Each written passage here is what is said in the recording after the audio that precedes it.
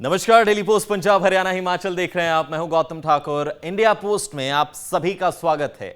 आज बात करेंगे इंडिया पोस्ट में अहम खबरों की, और वो अहम खबर है सीईसी की जो है वो मीटिंग हुई कांग्रेस की चुनाव को लेकर, और खासतौर पर हरियाणा चुनाव को लेकर ये मीटिंग हुई।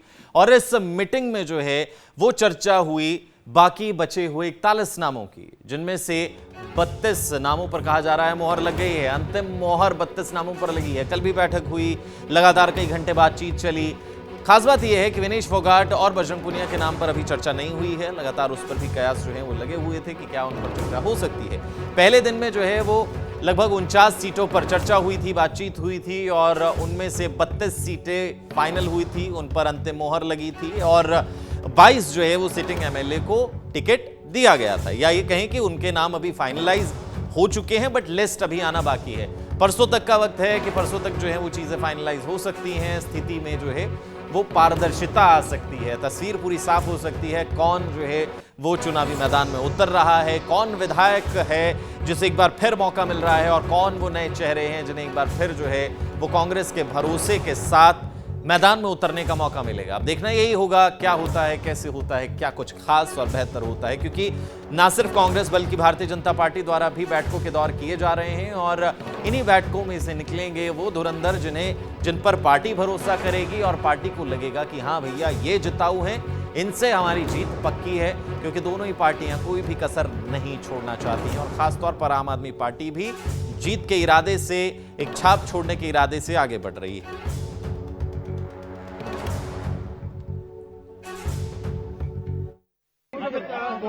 आज जो है ऑल इंडिया कांग्रेस कमेटी की सीईसी की बैठक हुई, जिसमें हरियाणा के चुनाव संबंधी प्रस्ताव जो थे, हरियाणा की स्क्रीनिंग कमेटी की जो है मीटिंग हुई थी, उसमें जो प्रस्ताव बने थे उसको प्रस्तुत किया गया।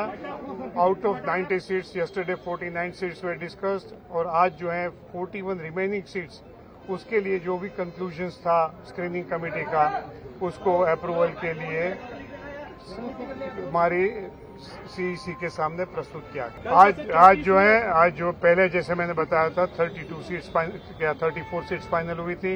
इसके बाद आज जो है अन्य जो 41 सीट्स में से 32 सीट्स फाइनल हो गई। उसमें विनेश फोगाट या बजरंग पुनिया का नाम नहीं है। उसके बारे में भी मैं समझ रहा हूँ परसों तक कोई क्लैरिटी हो जाएगी। Tentatively by day after tomorrow हमारी सूची फाइनल हो जाएगी। 99% इफ नॉट फुली पार्शियली भी घोषित हो जाए।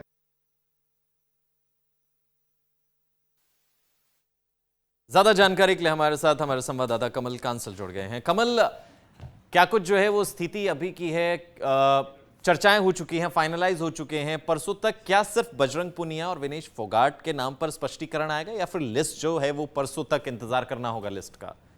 बिल्कुल, अपने दर्शकों को बता देते हैं कि जिस तरीके से कांग्रेस हरियाणा को लेकर सीईसी की बैठक हुई है, और 2 दिन तक ये बैठक हुई है। कल भी ये बैठक हुई थी जिसमें 49 सीटों पर चर्चा हुई थी, जिसमें 34 सीटों पर नाम फाइनल कर लिए गए थे। लेकिन आज जिस तरीके से 41 सीटों पर चर्चा हुई है, उसमें से 32 सीटों पर नाम फाइनल कर लिए हैं।